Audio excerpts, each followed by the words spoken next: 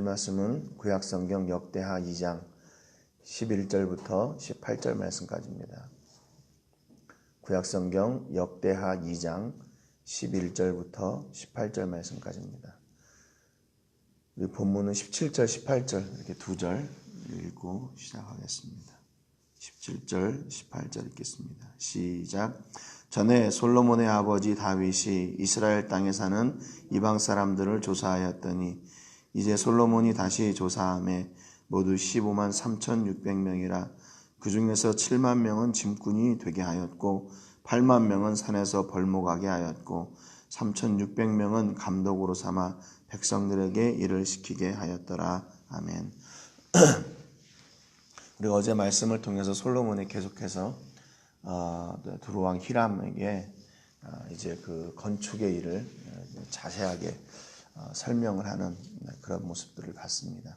그래서 지금 솔로몬이 얼마나 진심으로 이 일을 하려고 하는지, 또 그 성전을 통해서 어떻게 하나님을 기쁘시게 하고 어떻게 하나님께 영광을 돌리려고 하는지를 너무나도 자세하게 이제 두로왕 후람에게 이야기를 했습니다.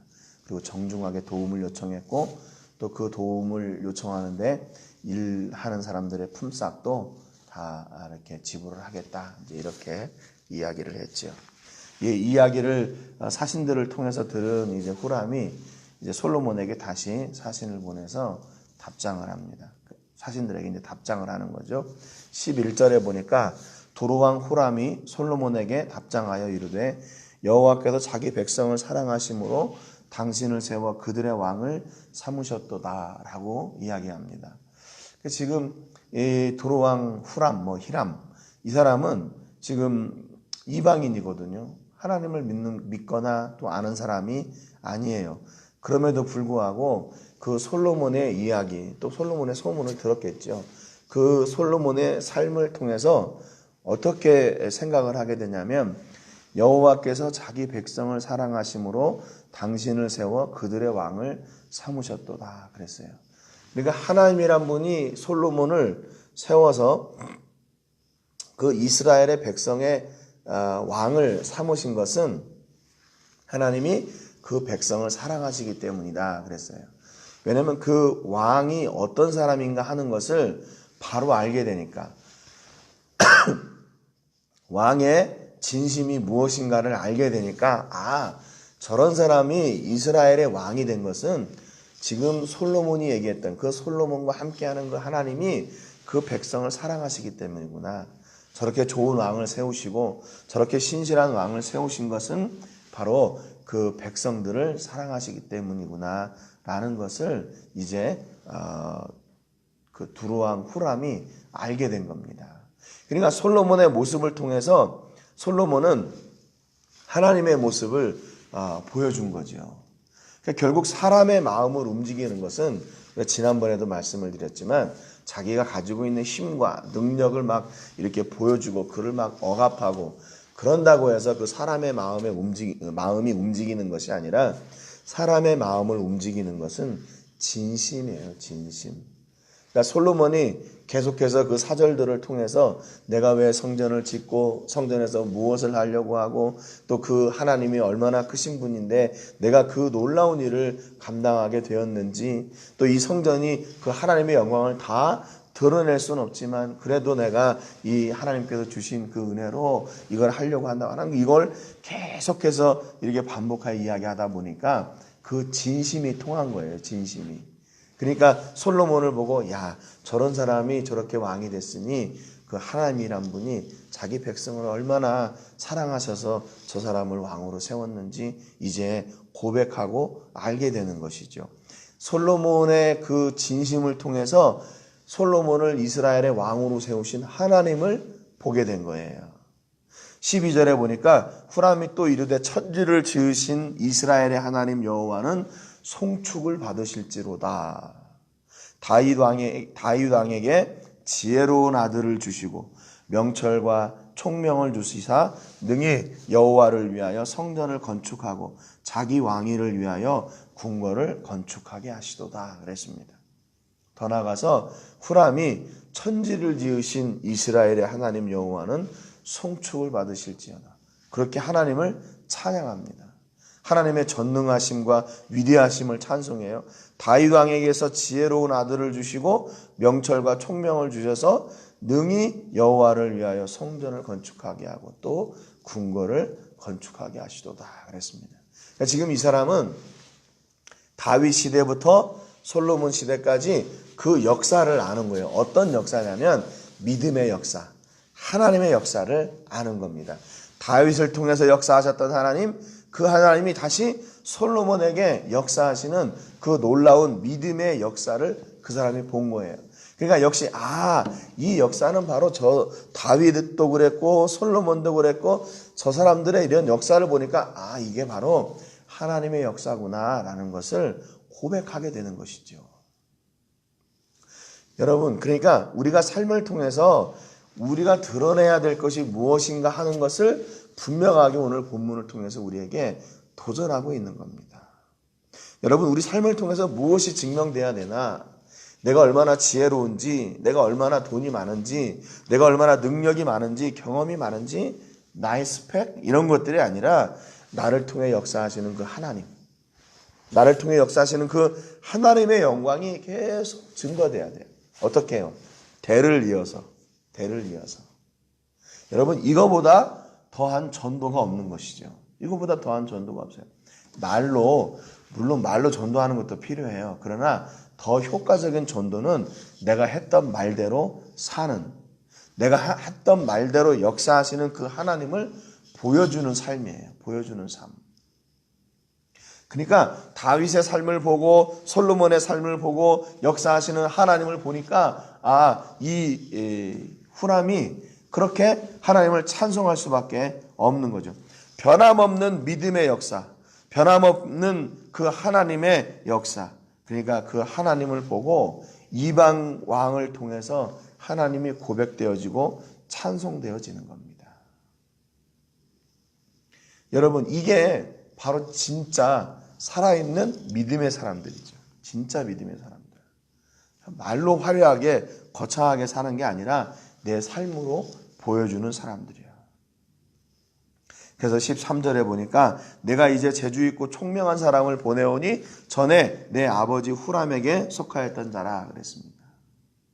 그러니까 여기 이 후람도 역시 마찬가지로 대를 이어서 그 솔로몬의 또 다윗의 삶을 보고 자기들도 대를 이어 지금 이렇게 오는 거죠. 한 사람을 추천하는데 재주 있고 총명한 사람. 재주 있다는 말은 히브리 말로 하캄인데 이게 지혜로운, 현명한 그런 뜻이에요.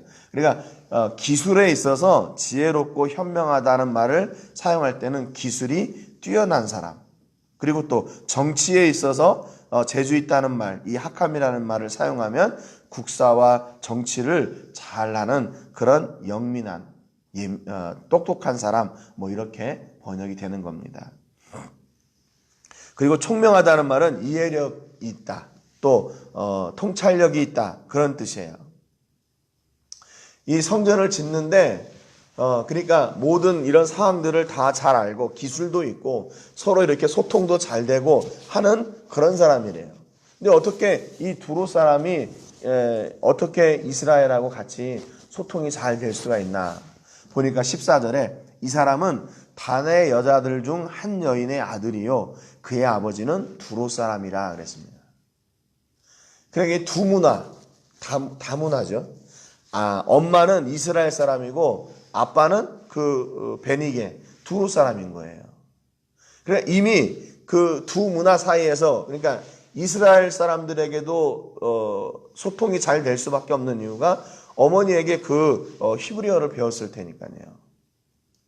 그리고 또 베니게 그 말을 할 수 있고 그 두 문화 가운데 있는 사람이 더군다나 거기에 대한 기술도 아주 뛰어난 사람이에요. 능히 그 문 동철과 돌과 나무와 자색, 청색, 홍색 실과 가는 배로 일을 잘하며 또 모든 아로 새기는 일에 익숙하고 모든 기묘한 양식에 능한 자이니 그에게 당신의 재주 있는 사람들과 당신의 아버지 내 주 다윗의 재주 있는 사람들과 함께 일하게 하소서 그랬습니다. 이 준비되어진 사람인 거죠. 준비되어진 사람. 하나님의 일을 이렇게 믿음으로 바르게 진행하려고 하니까 거기에 준비된 사람들이 또 이렇게 만나게 되는 거예요. 그 사람들을 만나게 되고 그 사람들과 함께 선한 일들을 이루어가게 되는 거죠. 이런 사람들이 있을 줄 어떻게 알았겠어요? 그렇잖아요. 서로 다른 나라인데 서로 이 경계 넘어가서 그런 사람들이 있을까? 근데 이미 그런 사람들이 준비되어져 있었어요. 뿐만 아니라 그가 이런 기술까지도 다 가질 수 있게 되는 거. 정말 놀라운 일이죠. 놀라운 일이죠. 여러분, 그러니까 하나님의 역사하심 가운데에는 우연이 없는 거예요. 우연이 없어요. 다 하나님께서 계획하시고 준비시키시는 모든 과정들이 그 안에 있는 것이죠. 그러니까 아마 솔로몬이 그렇게 이야기하는 그 이야기를 쭉 들었을 때 후람 왕에게 생각나는 한 사람이 있었을 거예요. 그 사람, 그 단의 여자들 중 한 여인, 그리고 우리나라 두로에 있는 어떤 그 다문화 가정, 그 아들, 그 사람을 하면 서로 말도 통하고 또 이런 문화도 두 가지 문화를 다 가지고 있으니까 다 모든 걸 잘할 수 있겠구나라고 딱 생각이 된 거죠. 여러분, 이게 바로 하나님의 선한 일을 할 때 이루어 가시는 하나님의 또한 역사예요. 그래서 15절에 이렇게 얘기합니다. 내 주께서 말씀하신 밀과 보리와 기름과 포도주는 주의 종들에게 보내소서 그랬죠. 솔로몬이 그 일하는 사람들에게 약속한 품삯을 이야기합니다. 이 베니게 지역은, 베니게라고 하는 나라는 지금은 이제 레바논에 여기가 다 이렇게 포함이 되어 있는데, 이 지역은 주변이 산악으로 이렇게 둘러싸여 있고 나가는 곳은 오직 대부분 지중해 연안인 거예요. 그래서 농사가 많이 부족한 땅입니다. 그러니까 솔로몬이 준비한 이런 농산물이 그 안에 들어오게 되면 그만큼 먹는 것이 많이 해결이 되고, 대부분 먹는 것을 외부에서 이렇게 수입을 해오던 실정이었으니까 평야가 넓은 이스라엘에서 나오는 이런 풍부한 농산물이 베니게에게 도움이 되겠죠. 그래서 이런 그 솔로몬의 진심이 후람 왕의 마음을 움직여 가지고 이렇게 서로 일을 돕고 선한 일을 할 수 있도록 이렇게 하게 된 것이죠. 그러니까 결국에는 뭐냐면요, 이게 후람 왕이 저거 이러면 진짜 좋겠다, 내가 막 저걸 먼저 가서 이렇게 해줄게요, 이게 아니라 솔로몬이 정중하게 사절들로 보내서 우리가 이런 일들을 이렇게 하려고 하는데 이렇게 좀 도와주시고 우리가 이렇게 하면 이런 대응도 하고 하겠습니다라고 정중하게 그 마음을 움직이니까 그 사람도 역시, 그 후람도 역시 마찬가지로 정성을 다해서 자기가 돕게 되는 것이죠. 여러분, 빌립보서 2장 13절부터 16절에 보면 이렇게 기록하고 있어요. 너희 안에 행하시는 이는 하나님이시니 자기의 기쁘신 뜻을 위하여 너희에게 소원을 두고 행하게 하시나니 모든 일을 원망과 시비가 없이 하라. 어떤 일을 하든지 하나님의 일을 할 때에 원망과 시비가 없이 하라고 그래요. 그러니까 우리가 하나님의 일을 할 때 얼마나 조심스러워야 되는지 성경이 너무나도 잘 알려주고 있어요. 여러분, 우리가 하나님의 일을 하면서 쉽게, 우리가 너무나 말을 쉽게 하는 것 같아요. 뭐 어려워, 힘들어, 우리나라 사람들은 뭐 죽겠어, 뭐 그런 말 얘기 많이 하잖아요. 못하겠어, 뭐 이런 거. 성경의 원리는 그렇게 할 것 같으면 하지 말라는 거예요. 하면 안 된다는 거예요. 그러니까 지금 이 솔로몬이 두로왕 후람에게 이렇게 정중하게 이야기하고 그 일을 성사시켜 나가는 어떤 그 과정들의 모습이 우리가 하나님의 일을 준비하고 행하는 그런 일들이라는 것이죠. 그래서 제가 어제도 말씀드렸지만 성전을 건축할 때 어떻게 해야 될까?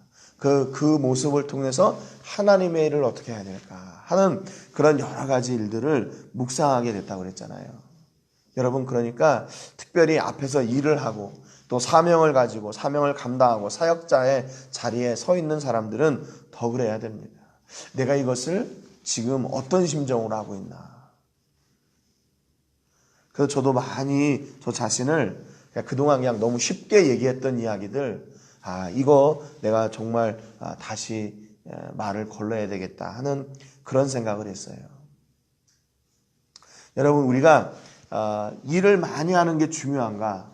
또 큰 성전을 짓는 게 중요한가? 그게 아니라는 겁니다. 그 일을 통해서 하나님이 원하시는 것은 바로 이런 놀라운 일들이 일어나기를 원하시는 거예요. 성전을 짓는 것보다 이방인들을 통해서 그 하나님이 고백되어지는, 찬양되어지는 그 은혜, 솔로몬과 다윗의 삶을 통해서 하나님이 증거되는 그 삶, 그 역사가 더 귀한 역사인 거예요. 더 귀한 역사예요. 여러분 오늘도 우리의 삶을 통해서 이런 하나님의 영광이 드러나요. 근데 그 하나님의 영광이 드러나는 근거는 뭐냐면 내가 그 일을 할 때 원망과 시비가 없이 할 때, 솔로몬처럼 그렇게 기쁨과 감격으로 할 때, 내가 더 하고 싶지만 내 능력이 안 돼서 이거밖에 할 수 없는 내가 너무 죄송스럽고, 그러나 그 일을 감당케 하신 하나님이 너무나 감사하고, 이런 마음으로, 그런 마음으로 할 때 그곳에서 하나님의 영광이 드러나게 되는 겁니다.